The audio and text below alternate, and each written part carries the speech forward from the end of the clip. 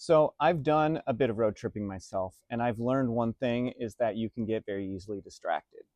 When you're just taking a vacation, I think that's fine because you can see the local sites, go to a local bar, scroll on your phone.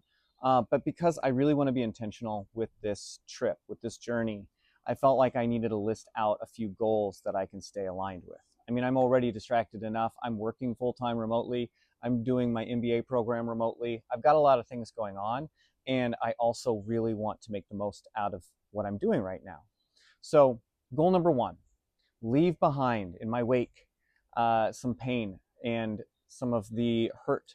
So this can be memories, this can be loss, this can be ruminating. We all do it. Ruminating on what could I have done differently? What could I have said differently? Or what do I wish that they would have done differently or said? Uh, the truth is the path that we're on is the only path that we're on. And the decisions that we make are the only decisions we've made. It sounds so simple, but the truth is, and the reality of it is like, this is where we're at. This is what we've gotten to. And I really want to just now focus on where am I going? And as I'm going, what can I leave behind as I do it? And I'm going to do, this is a great idea that my therapist gave me actually, which is to physically do this. So after I talked to her the other day, I went to this rock shop in Greensboro, North Carolina, and I actually found and bought these tiny little beads, these evil eye beads. If you know about evil eye, I learned about them in Turkey a long time ago. They can ward off evil spirits, ward off negative things, right? Protect you. So I've got little tiny ones. I don't know, maybe 100 of them or so. And so I'm going to physically, when I feel like I can let go of something, when I feel like I've learned something that can help me put something to rest and feel like I'm moving and looking more forward than behind, I'm going to toss one of those little evil eyes. So that's my goal number one. All right, goal number two, discover beauty. So what can that be? That can be beauty in people as I travel and interact with strangers and get to know them and those interactions and collect those stories. It can be beauty in the nature. There's just so much out here to see and experience and be in and feel that, right? And then most importantly in myself, what can I discover and what beauty can I see in me? All right, my next goal is really important for me, which is to understand what I need to be happy and content. It's so easy to focus on the extrinsic versus intrinsic. Intrinsic being inside. What actually matters to me? What do I need to be happy? Minus anyone else. And being in solitude is a great way to discover that and let go of the preconceived. What am I supposed to be? Who am I supposed to be? Who do others think that I should be? Let's shed all of that and just look at me. What makes me happy? And how do I put myself in a position to have that? All right, my next goal is love my own company. Love all that is gained in solitude.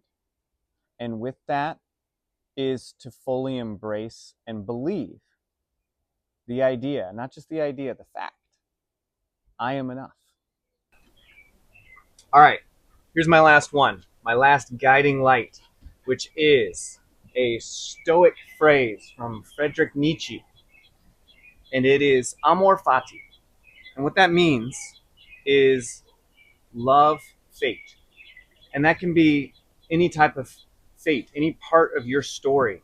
And so the big part of that is not just the good in your life and saying, I accept everything that comes to me, or I accept the pain that comes. It's not about just accepting it, it's actually about loving. And why would we love it? Huh, Cody? Why would we love pain? No one likes pain. No one likes ouchies, right? Well, the reason for that is that the pain, the hurt, the disappointment, the injuries, all these things that we don't like, that are hard, are also part of the collective of us, the collective of our story. And that story leads us forward. It leads us to whatever it is at the end that we're going to embrace, that when we're done with all of this, we can say that that was part of it. And because of that, that pain should be loved. And it's something I'm no good at right now because I don't like the pain. I don't like it at all. It's no fun. So embracing that and loving that is something that I want to have as my guiding light of this Amor Fati. And along with that comes something my therapist said to me just the other day, just kind of flippantly out of the blue as we were getting off our call. And I'm like, you brilliant person, how do you just come up with this? But it was the opportunity of the positive exists on the heels of the existence of the negative. And I've had to think of that over and over again, and I really appreciate it. And it's another piece that's just going to help me have some perspective and use all of that as I go forward in this journey.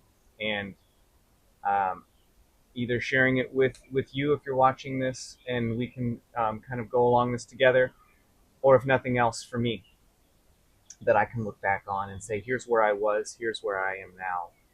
Because that is the result of all of this. The journey is the result. And that's what we're going to do, Cody. Let's do it.